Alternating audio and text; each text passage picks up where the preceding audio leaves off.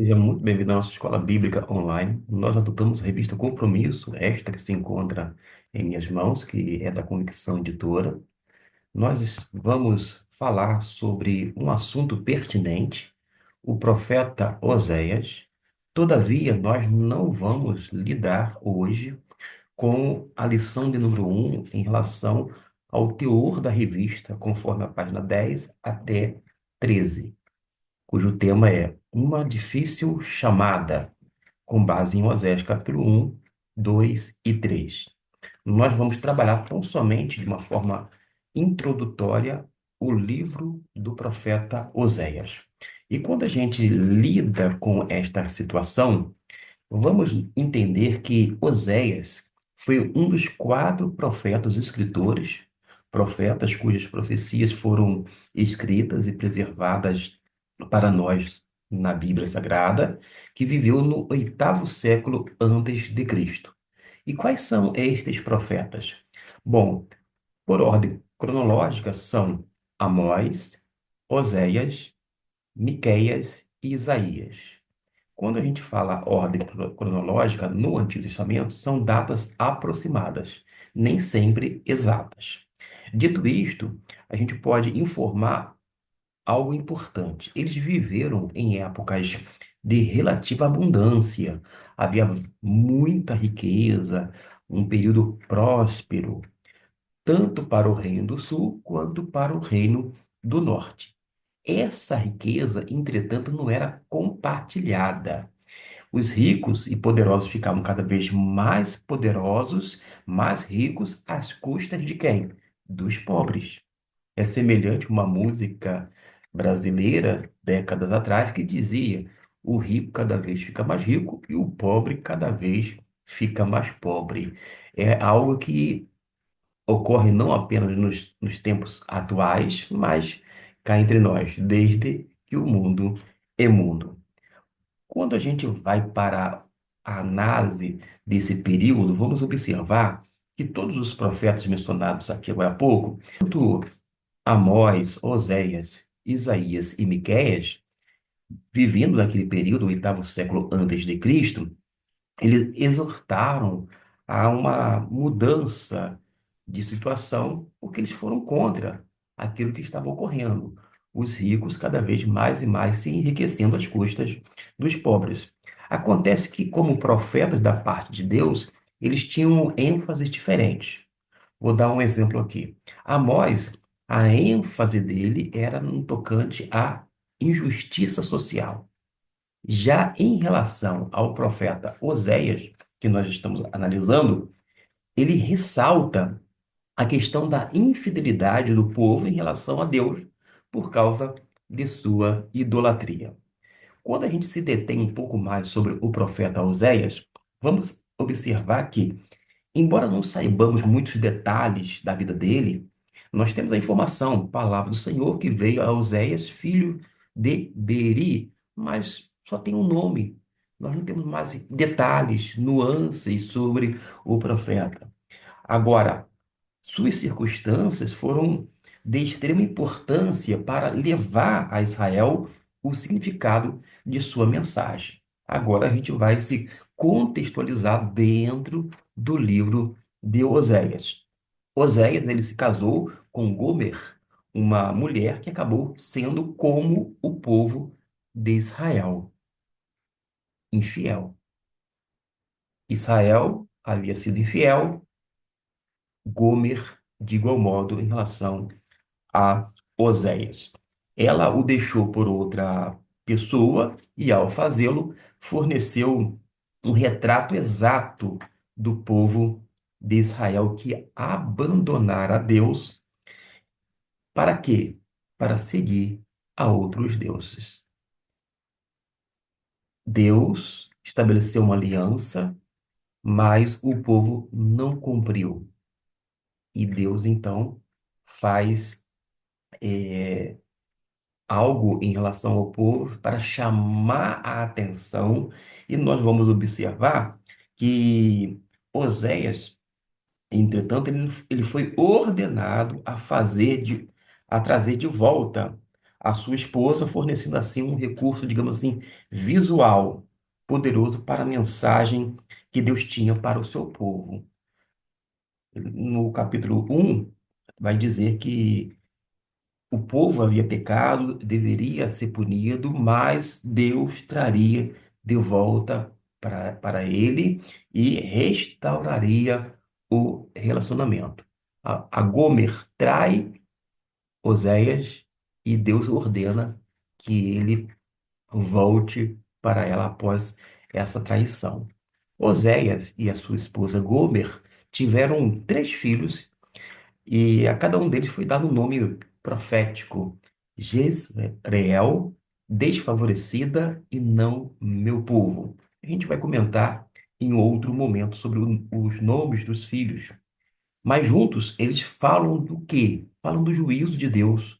Um juízo, entretanto, que também é revertido. É o que a gente vai ver quando analisa o livro todo. O ministério do profeta Oséias parece ter durado mais ou menos 30 anos, como podemos ver pela listagem dos reis em capítulo 1, versículo 1.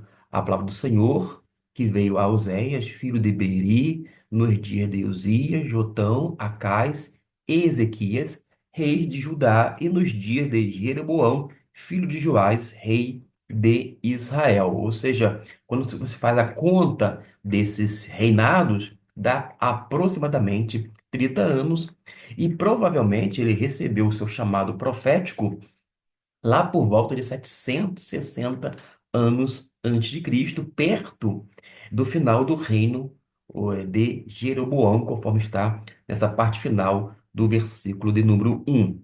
Lembrando que o reinado de Jeroboão, em termos de datas, é de 793 a 753 antes de Cristo e, nesse sentido, perseverou por cerca de 30 anos. Nesse ano, que a gente agora menciona, ocorreu a guerra Sírio-Efraimita, Síria e Israel, o reino do norte, e frequentemente era chamado de Efraim, tentaram forçar Judá a se juntar a eles em uma revolta contra a Síria.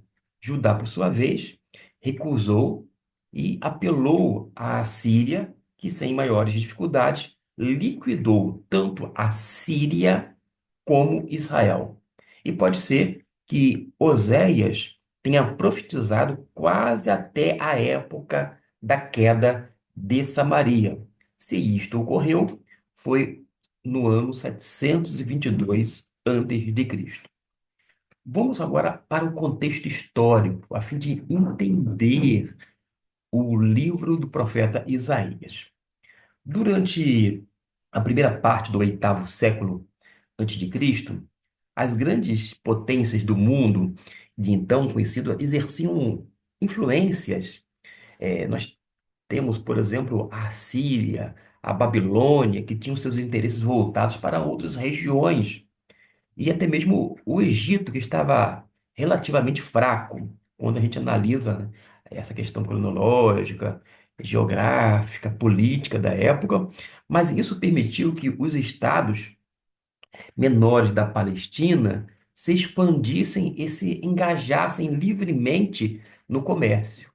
Lembra que eu disse que quando mencionei Amós, Oséias, Isaías e Miqueias, que era um período de abundância, de riqueza, ou seja, houve um avanço, um progresso ali naquela região da Palestina, por conta desses fatores aqui mencionados. Quando a gente vai agora para passagens e a gente precisa ver de forma paralela de Segundo Reis, capítulo 15, conta que Jeroboão morreu em 753 a.C. E houve o quê? Uma sucessão de breves reinados e assassinatos.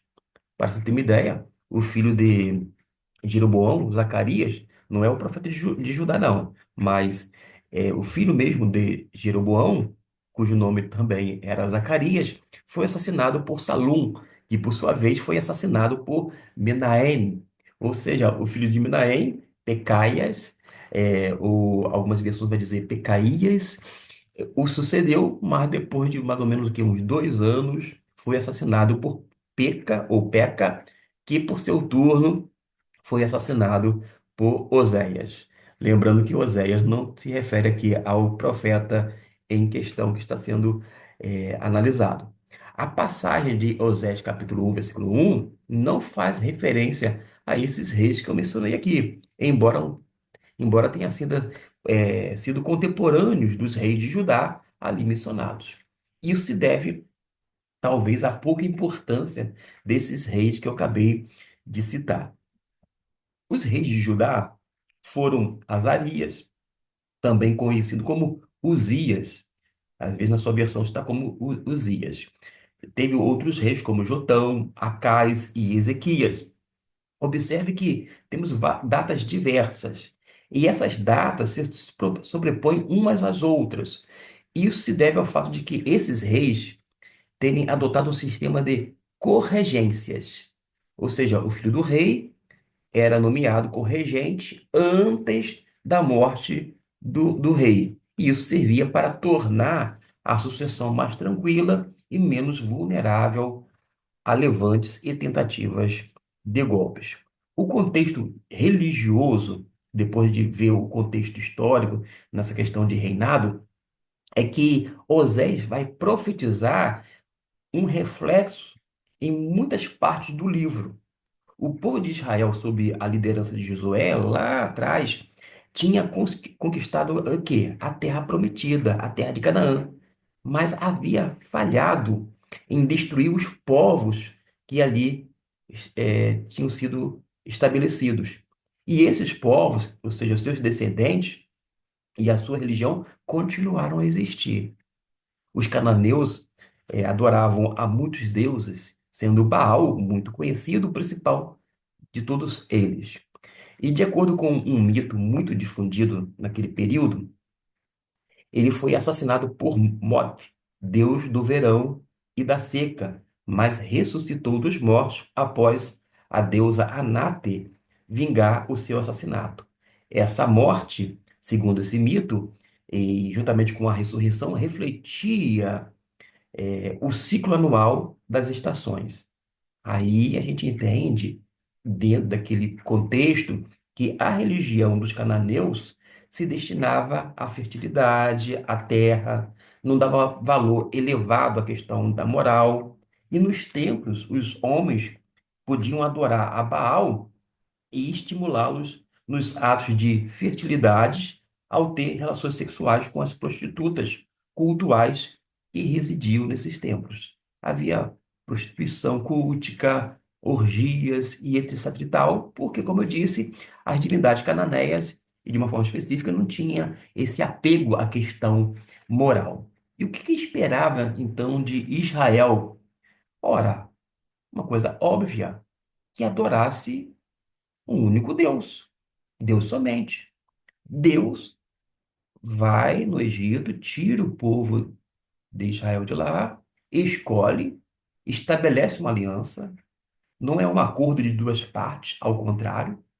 A aliança, a Brit, que pode ser traduzido como aliança, pacto ou concerto, é na verdade uma sujeição que o povo tem que fazer.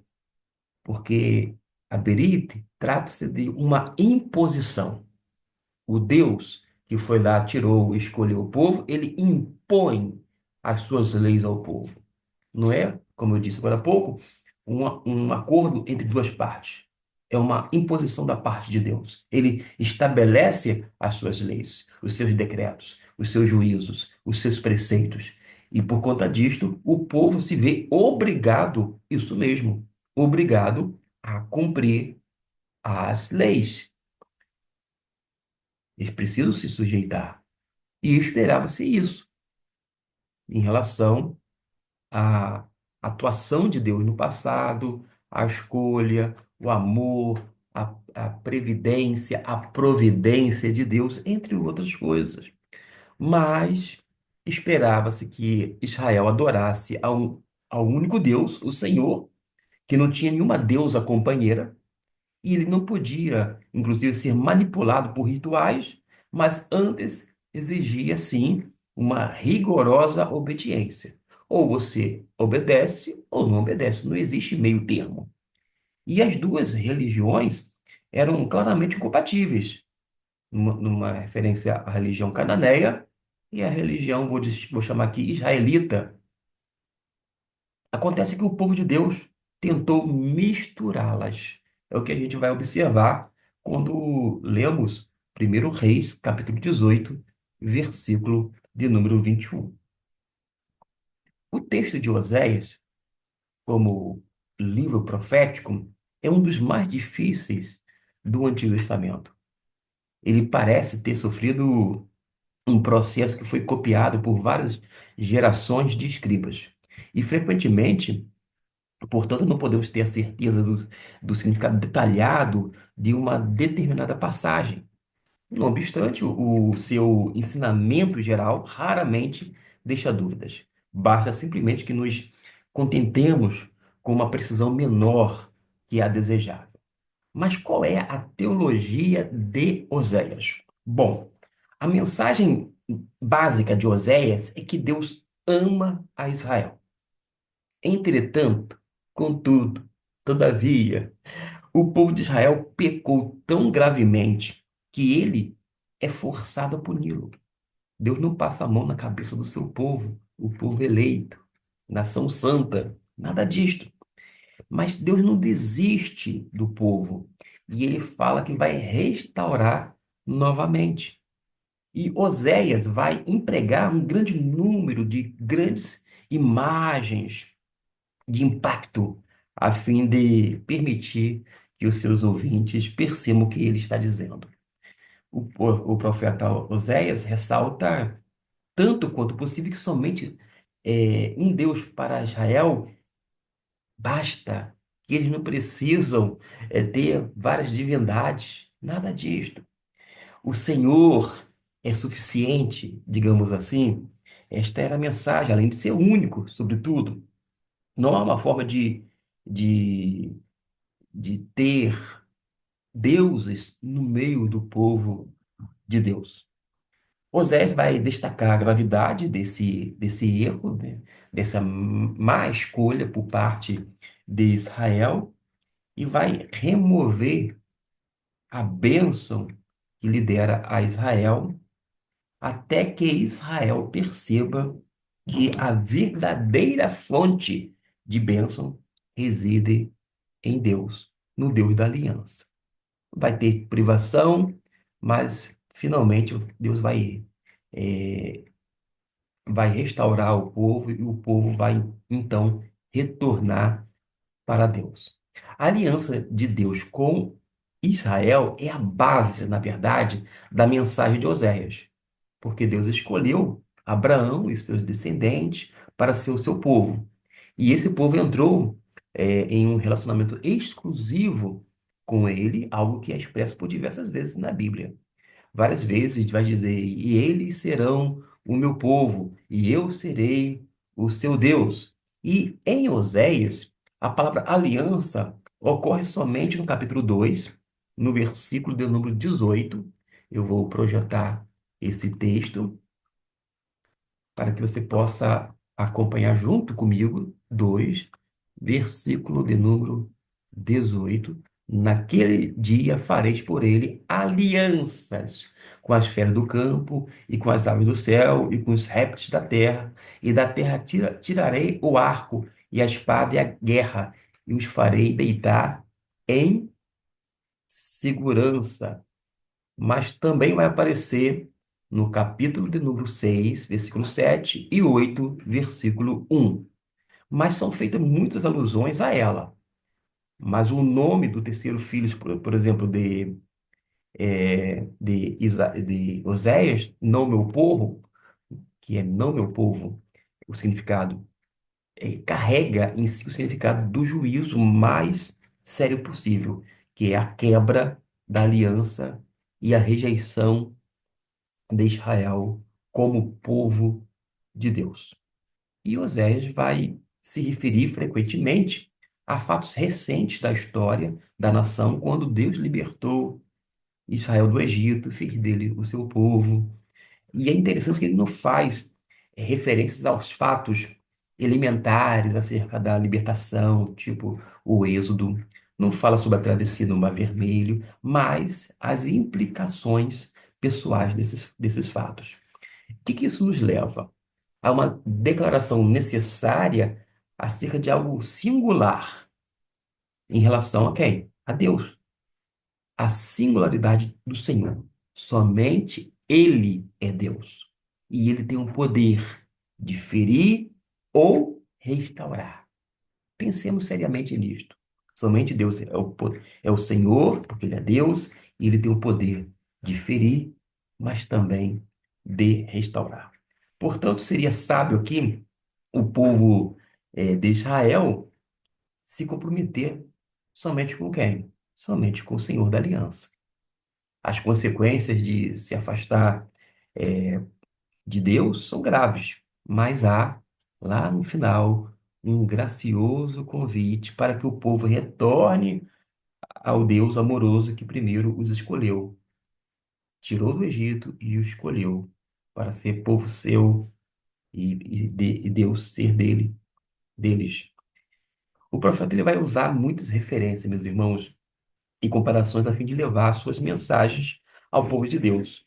Deus aqui vai ser retratado como um marido e Israel como sua esposa, como um pai e Israel como seu filho, como aquele que cura o enfermo, ou seja, que cura Israel. Israel está enfermo. Deus é aquele que sara, aquele que cura.